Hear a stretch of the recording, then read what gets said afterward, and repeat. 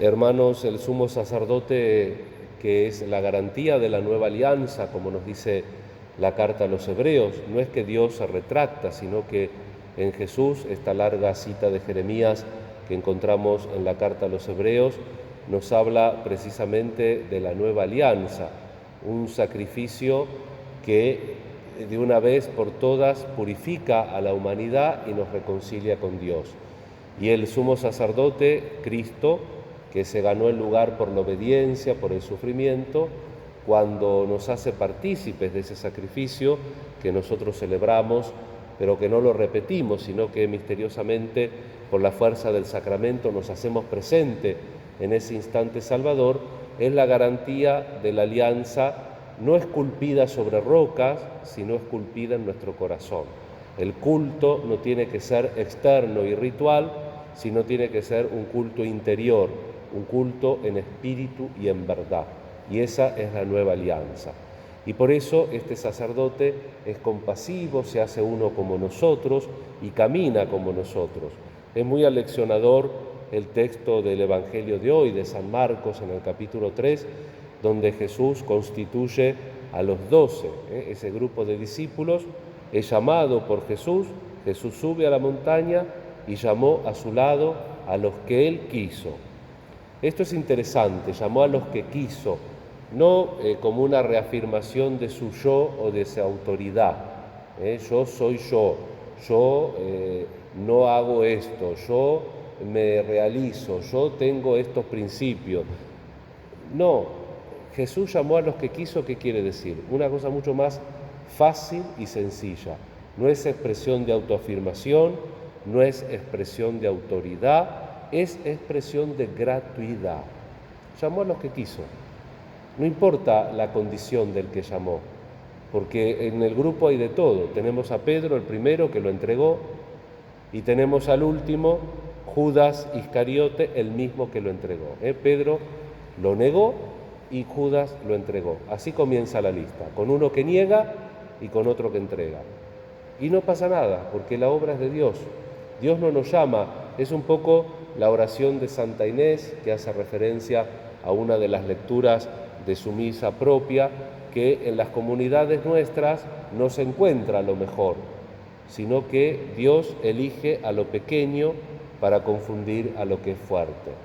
Y esa es la realidad de este sumo sacerdote, que también nos envía a nosotros gratuitamente, porque nos ha elegido gratuitamente por el bautismo, por la vocación particular que tenemos, y por lo tanto tenemos que ir en su nombre, porque no es nuestra la tarea es una tarea que Él gentilmente y gratuitamente nos encomienda para que nosotros, aprovechándonos de la gracia y de la santificación, podamos también compartirla en verdad con los hermanos. Hoy celebramos otro mártir. Este tiempo de esta semanita está muy enriquecida por estas celebraciones de los mártires. Más o menos todos los que hemos celebrado son de la misma fecha, mitad del siglo III, principio del siglo IV, los santos Fabián y Sebastián, Santa Inés. Hoy tenemos a San Vicente, que junto con Lorenzo y con el gran Esteban son los tres diáconos que forman así como una corona. De hecho, tienen un apodo: Corona, Laurel y Victoria. Hoy celebramos a Vicente, el victorioso, que tuvo un martirio particularmente cruel, porque lo martirizaban, lo curaban, lo volvían a martirizar, pero una de las cosas por las cuales él fue acusado fue por propagar la fe.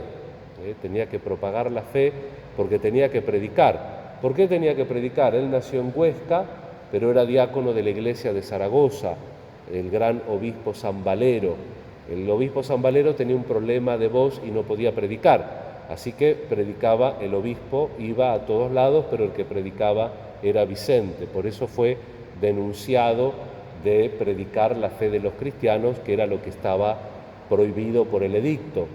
Fue un comisario, podríamos decir, a España, se quedó 2 años en la península y sacrificó a muchísimos cristianos, entre ellos a grandes santos como Cucufate, en catalán Cugat, San Cugat, la niña Santa Eulalia, que es una de las patronas de Barcelona, que está en la Catedral de Barcelona, y también cuando pasó para Zaragoza, entró por Gerona, fue a Barcelona, fue hasta Zaragoza, y en Zaragoza puso preso al obispo Valero y a su diácono. El obispo fue condenado al destierro y el diácono fue condenado al martirio.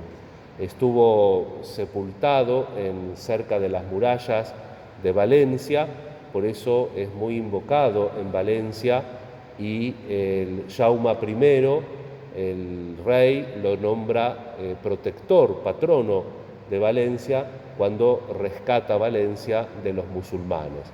Durante toda la invasión musulmana en Valencia, los mozárabes le dedicaron un culto especial a los restos, al triunfo de este mártir San Vicente.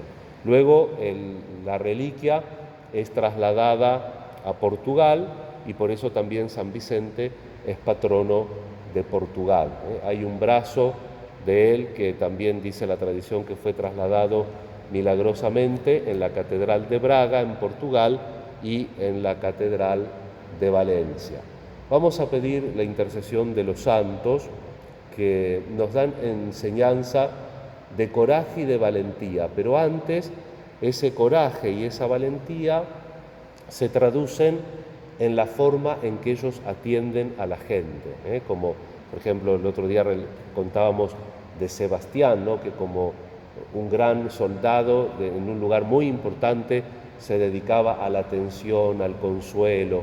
Tanta era la dulzura y la dedicación de San Vicente que la tradición nos dice que convirtió a su propio verdugo. Por eso también las leyendas áureas, como se llaman en el sentido de tradición, por ahí engrandecen con tonos exagerados, pero es cierto que se preservó la reliquia de San Vicente. Algunos dicen que con milagros, por ejemplo, en una ocasión, la primera vez, porque después parece que lo tiraron al mar y volvió a aparecer, pero la primera, un águila lo defiende de un lobo que se lo quería comer cuando ya estaba el cadáver de San Vicente. Son cosas que de alguna manera se ven como fantásticamente, pero que los huesitos o las tumbas de los mártires eran triunfos, se llamaban.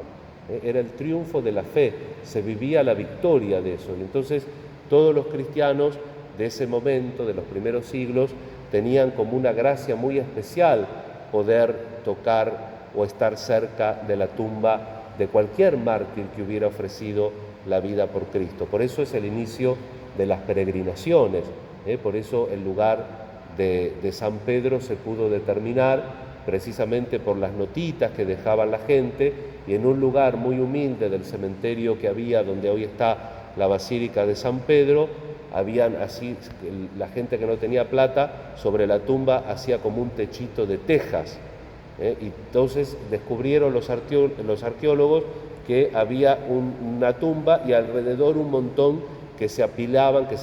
Cuando investigan, era la tumba de San Pedro, porque era una gracia para los que no habían muerto mártir o no habían sido perseguidos, era un signo de confirmación y de bendición estar cerca de su mártir.